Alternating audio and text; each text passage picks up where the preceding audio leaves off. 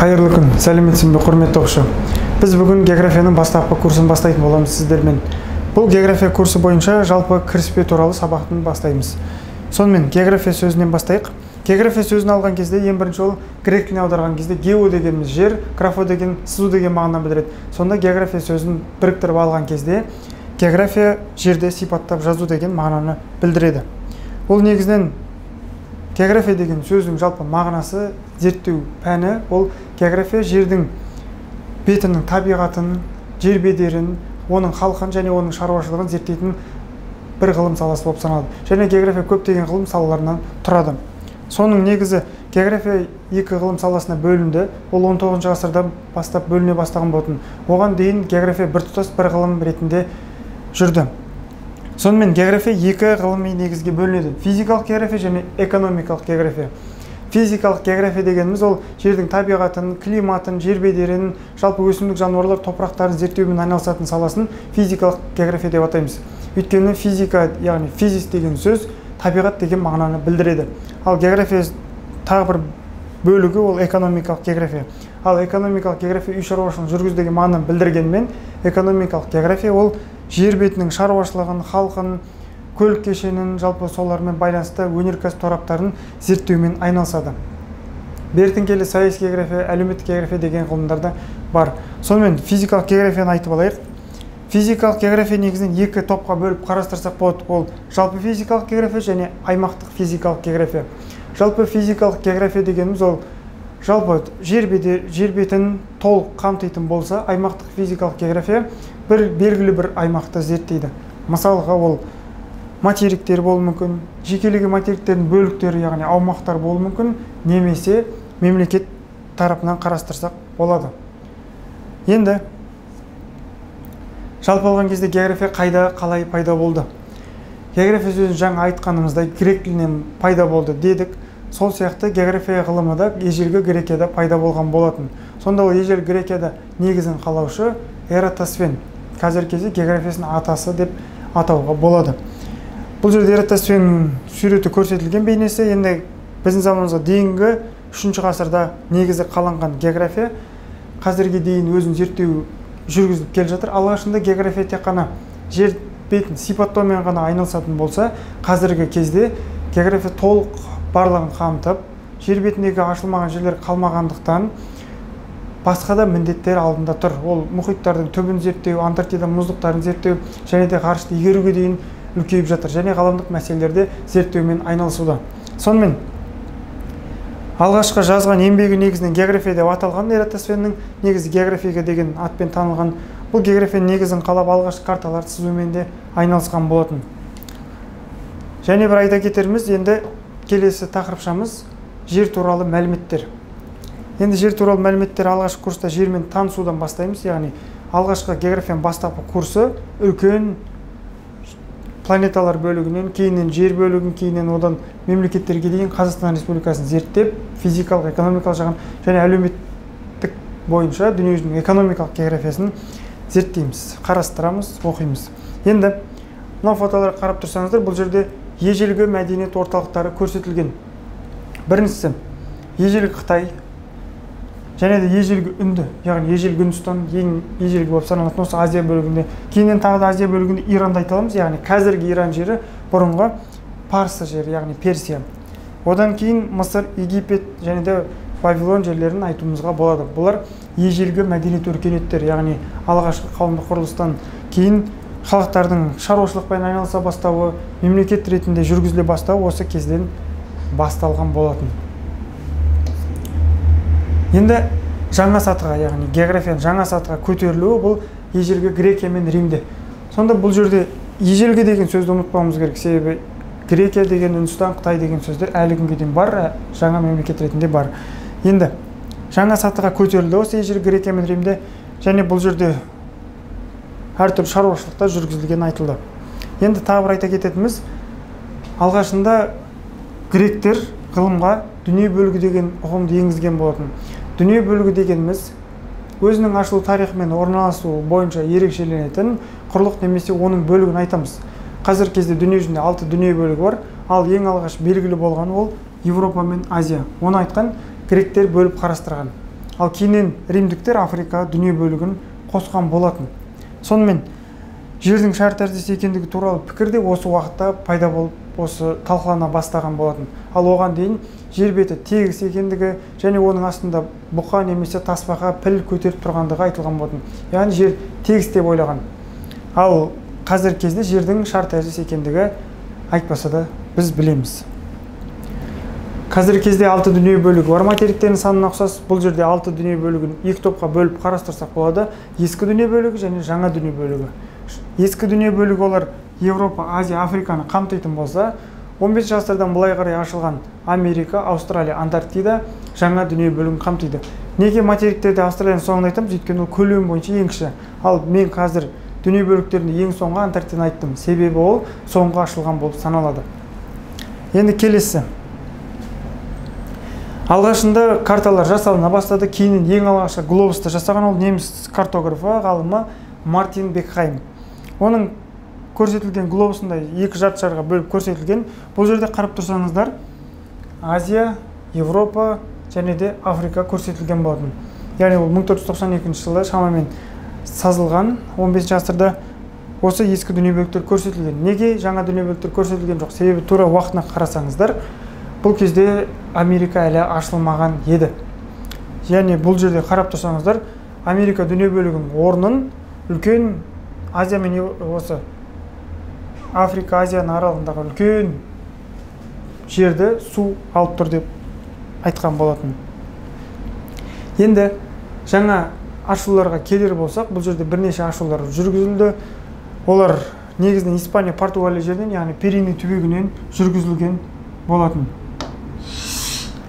Енді қазір сіз көрсетейік дүние бөліктерінің қалай ашылғандығын. Ең алғашында негізінен ұлы географиялық ашулар заманы деген бар. Ол басталу бойынша Испаниядан шыққан кемелер, яғни Кристофер Колумбтың кезінен басталған 1492 жылдан бері. Содан Атлант мұхитын кесіп өтіп ол барар жолында, яғни ол кезде Америка белгісіз болатын, сондықтан да ол Азиядан шығып Үндістанға барам деп ойлаған. Неге Үндістан? Себебі ол кезде Үндістан құрлық арқылы жету алыс болғандықтан, қиын болғандықтан ол теңіз арқылы шығуды жоспарлаған. Бару мақсаты ол жердегі піл сүйектері, алтын, күміс және де басқа да бағалы заттарды алу болатын. Сонымен саяхатқа шығып, ол жаңа жерге тіреледі. Алғаш саяхатында бұл Багам аралдары, Кіші Антиль аралдарына тіреледі, сол жаққа барады, бірақ ол жерде Үндістан деп ойлайды. Кейіннен тағы да 3 рет саяхат жасап, ол Оңтүстік Америка жағалауына дейін жетеді.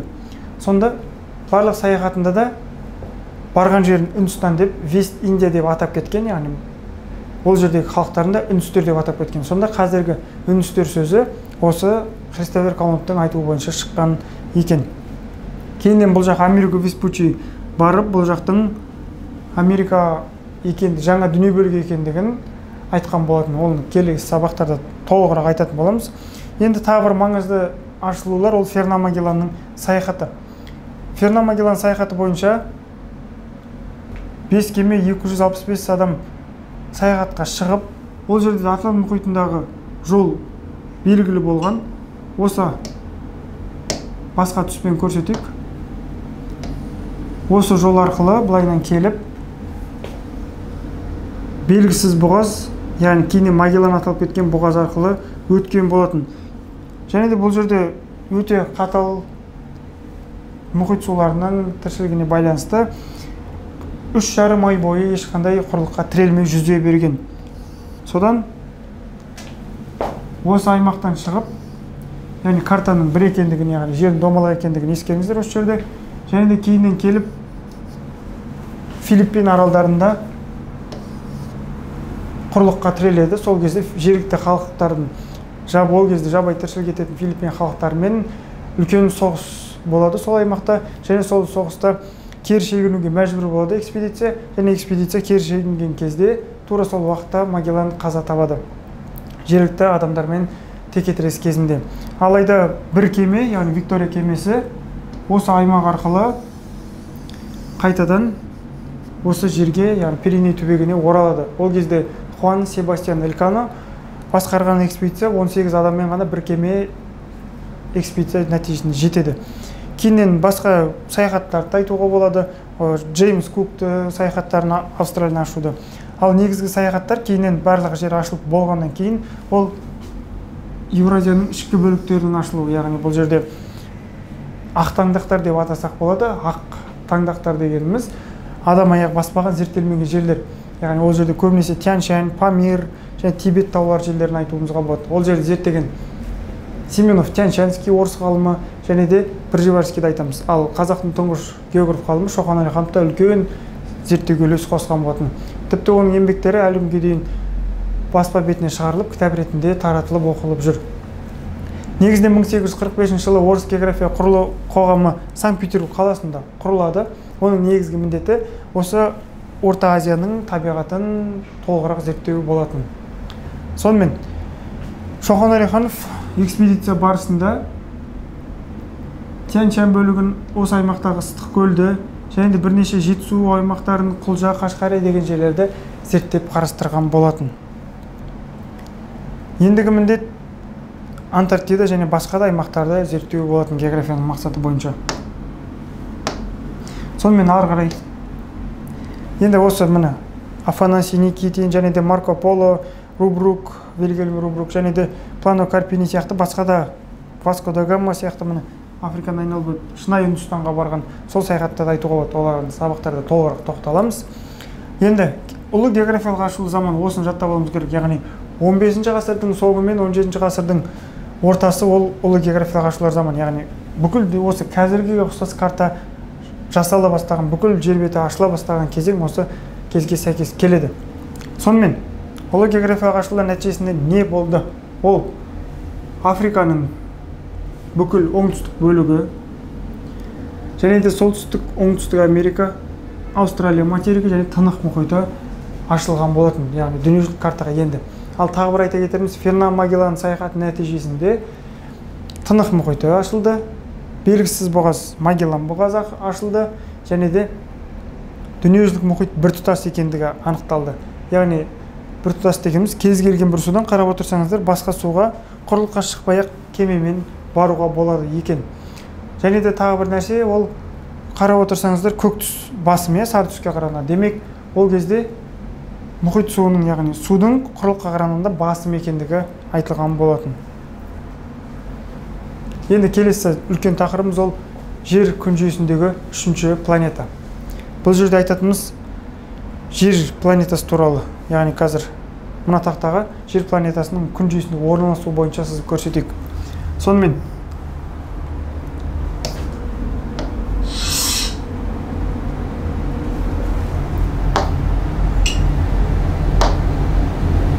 бұл жерде мынаны күн деп алатын болсақ, жалпы тақтаны күн жүйесі орналасқан галактика, яғни бүкіл әлем галактика деп аталады. Ал біздің күн жүйесі орналасқан галактика құс жолы деп аталады. Сонымен қазір кезде планеталардың орналасуын сызып көрсетейік. Ол ең жақыны әрине Меркурий, Шолпан, Жер және де Марс.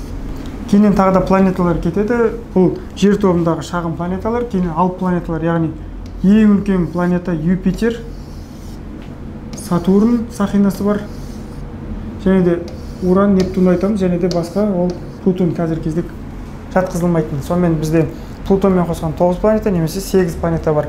Олар ең жақын Меркурий екенін айттық, және де Шолпан немесе Венера білесіздер, Жер өзіміздің, және де Марс, Юпитер, Сатурн, Уран, Нептун.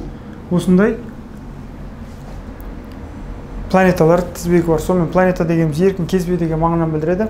Ал ең жақын жұлдыз жерге ол күн болып саналады.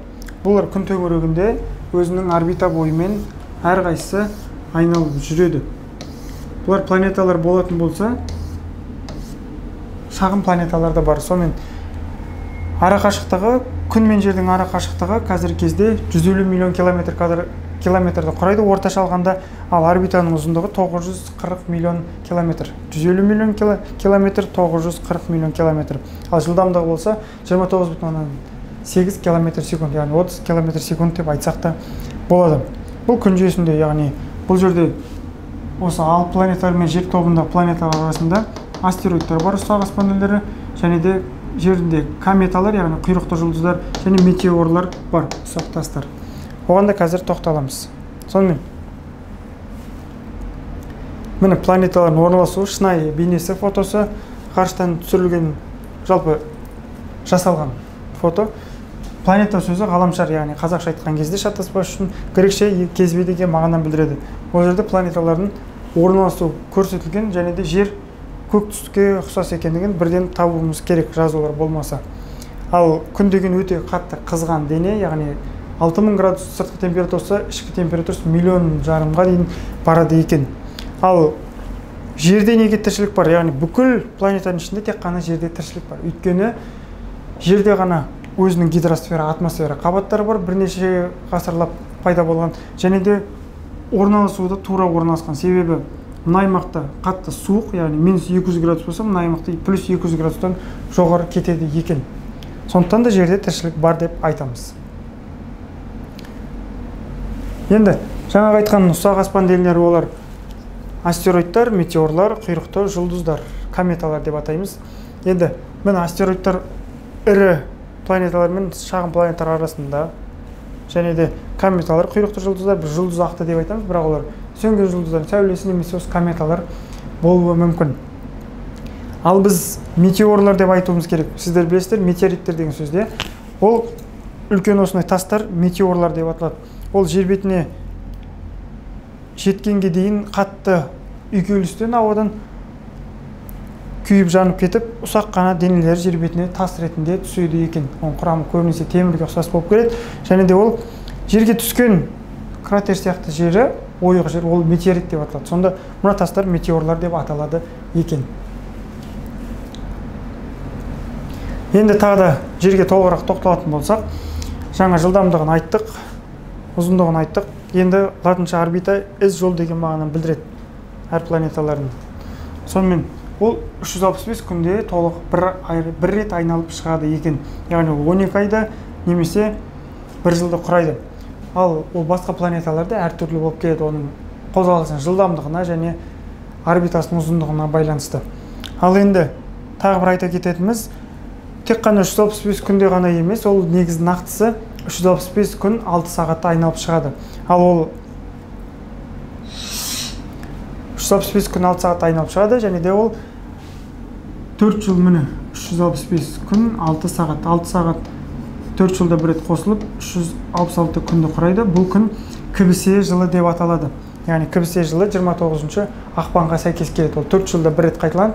Мысалға 2012, 2016 және де осы 2020 жылы байқалған болатын. Қалған уақыттар ол 365 күннен тұрады. Бұл өзіміздің күнтізбе жоспарының реттеу үшін жасалған болатын. Сонымен енді жерге тағы да толығырақ тоқталайық. Бұл жерде жерді сызып көрейік. Яғни мынау жер күн болатын болса,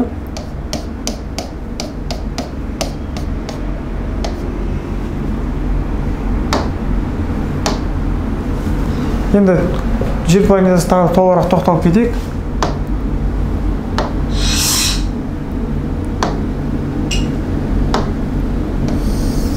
Мынау күн болатын болса,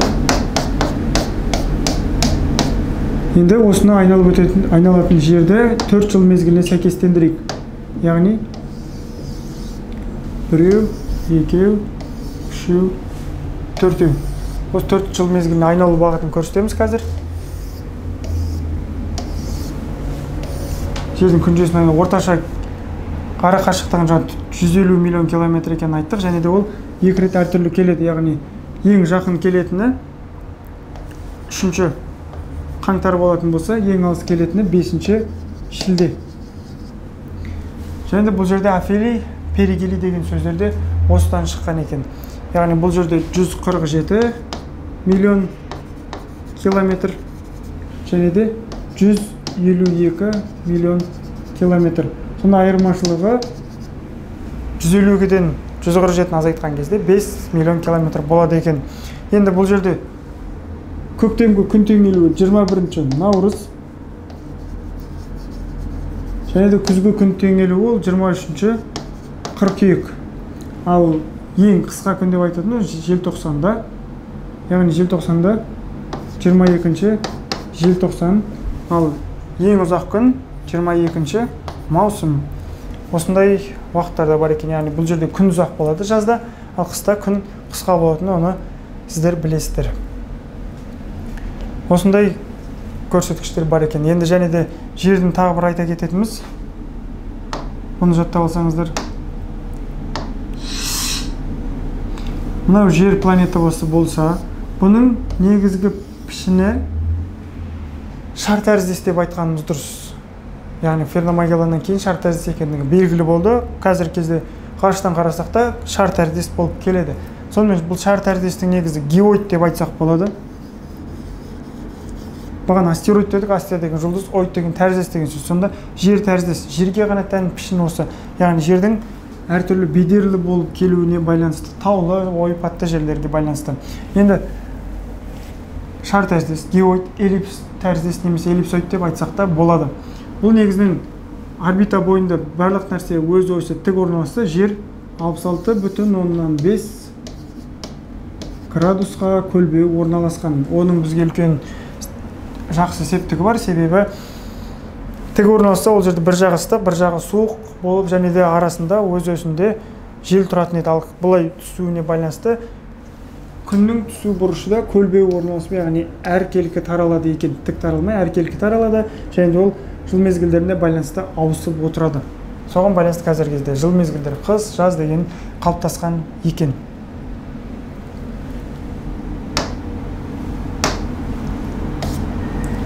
Сонымен балалар, біз бүгінгі кіріспе тақырыбымызды, жалпы географияға түсінуімізді қалыптастырдық деп ойлаймыз. Себебі алғашқы бөлімдердің тақырыптарын айттық, және де планеталармен таныстық, жермен. Енді келесі тақырыптарда басқа да үлкен жалпы географияға кірісеміз. Бізбен бірге болыңыздар. Назар қойып тыңдағаныңызға рахмет. Келесі жүздескенше сау болыңыздар.